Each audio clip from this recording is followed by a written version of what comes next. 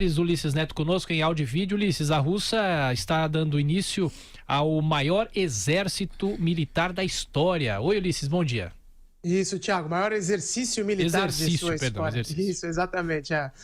O maior exercício militar de sua história. E imagine, é claro, aqui nas fronteiras da Europa, o continente está bastante ansioso com essa mobilização toda, porque os números são impressionantes, né? A Rússia já tem uma força bélica bastante significativa desde a época da União Soviética, é claro, mas o exército russo continua com um poderio impressionante. Fala-se até que no total de 1 milhão de homens, no total, né? Homens e mulheres que trabalham para as Forças Armadas Russas. E esse exercício, Thiago, vai contar com 300 mil homens, 36 mil tanques de guerra e 1.000 aeronaves envolvidas nessa chamada Operação Vostok 2018. É uma operação que deixa toda a Europa em atenção por causa da relação que o continente tem, sobretudo por meio da OTAN, né, da Organização do Tratado do Atlântico Norte, com a Rússia. Essa relação ficou bastante deteriorada depois da crise na Ucrânia, a anexação da Crimeia, e o Vladimir Putin sempre teve, desde que chegou ao poder, como principal objetivo revitalizar a imagem da Rússia e também o Estado em todas as suas formas, né, que ficou muito decaído depois do fim da União Soviética. E um dos pontos principais, justamente, era a revitalização das Forças Armadas. Então, os analistas aqui dizem isso.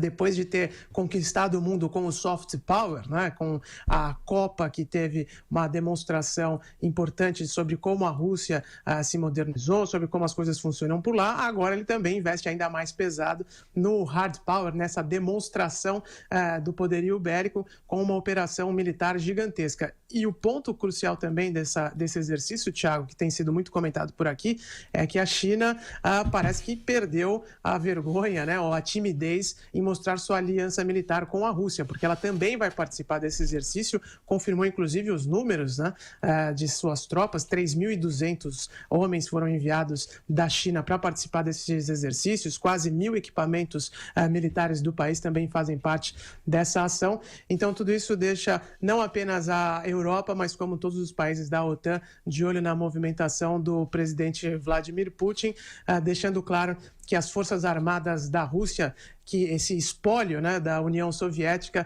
está sendo bem cuidado, entre aspas, agora, sob a administração dele, Thiago. Ulisses, justamente o que chama a atenção, o que você destacou aí, bem destacou, a questão da participação da China, né?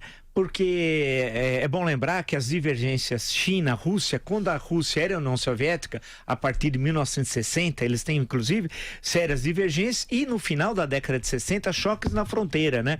Quer dizer, e a partir dali há uma separação do então mundo comunista entre o mundo comunista soviético e o mundo comunista chinês, que se refletiu até nos partidos comunistas aqui no Brasil. Tinha o PCB, Partido Comunista Brasileiro, vinculado à União Soviética, e o Partido Comunista do Brasil, vinculado à China. Isso repetiu em vários países do mundo, tal. A Albânia, na época, rompeu com a União Soviética e se aliou à China, tal. Bem, os tempos mudaram, teve toda a política de 4 modernizações lá na China, tudo isso, caiu o socialismo na União Soviética, teve todas as mudanças, e agora parece que eles estão se dando muito bem, né?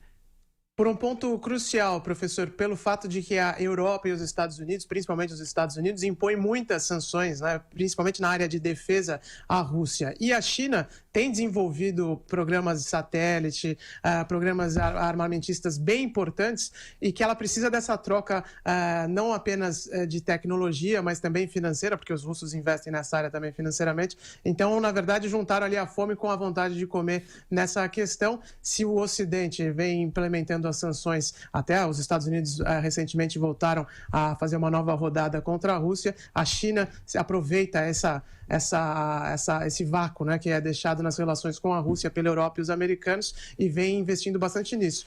Até os exercícios compartilhados sempre existiram, eu digo no período mais recente, né, entre os dois partidos, entre os dois países já existia, é que agora chama mais atenção ainda como a Rússia e a China estão propagandeando isso, confirmando detalhes e mostrando que estão muito próximas nessa atuação militar. Ulisses Neto, microfone Jovem Pan na Europa. Até mais tarde, Ulisses. Até mais tarde, Thiago. Um bom dia a todos os ouvintes do Jornal da Manhã.